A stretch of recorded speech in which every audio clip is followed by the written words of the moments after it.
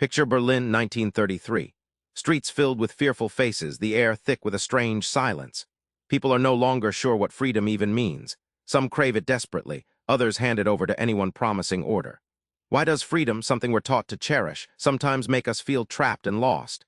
Erich Fromm dives deep into this paradox, unwrapping the uneasy relationship between freedom and fear that still haunts us today.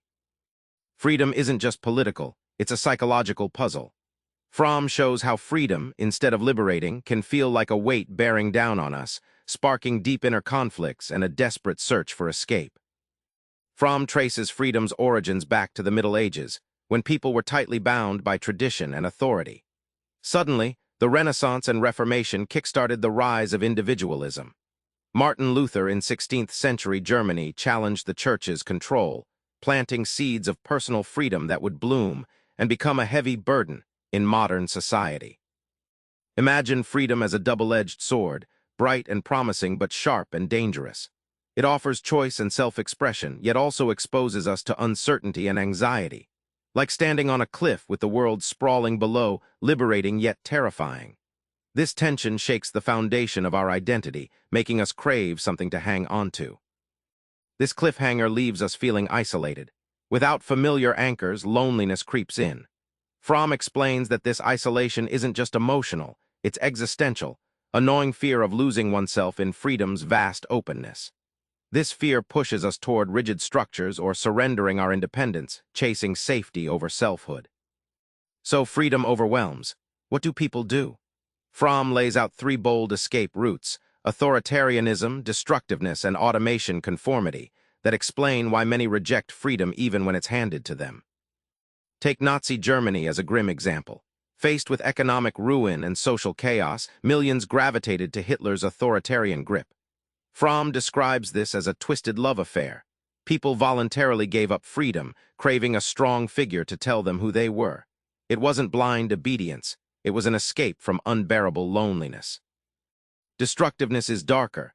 When people can't find a safe cage, some lash out, literally tearing down the world around them. Fromm compares this to a person trapped in a burning room who shatters the windows rather than face their panic. It's a self-destructive act born from desperation, destroying others to feel a fleeting sense of power. Then there's automation conformity, the quiet surrender to sameness. Think of a factory line worker mechanically following orders, becoming a cog in the machine.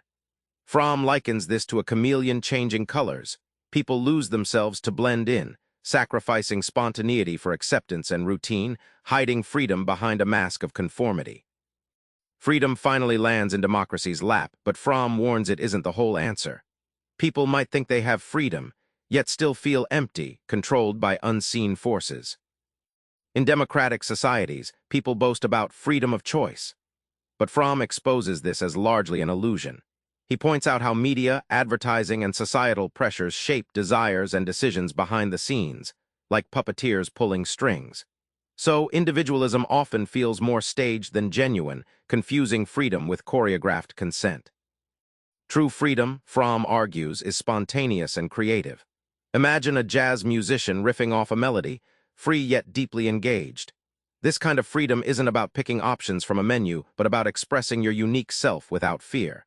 It's about doing what feels alive, not just what's allowed or expected. Finally, Fromm reveals the hidden force shaping freedom: social character. It's the collective habits, beliefs, and norms that mold our personalities.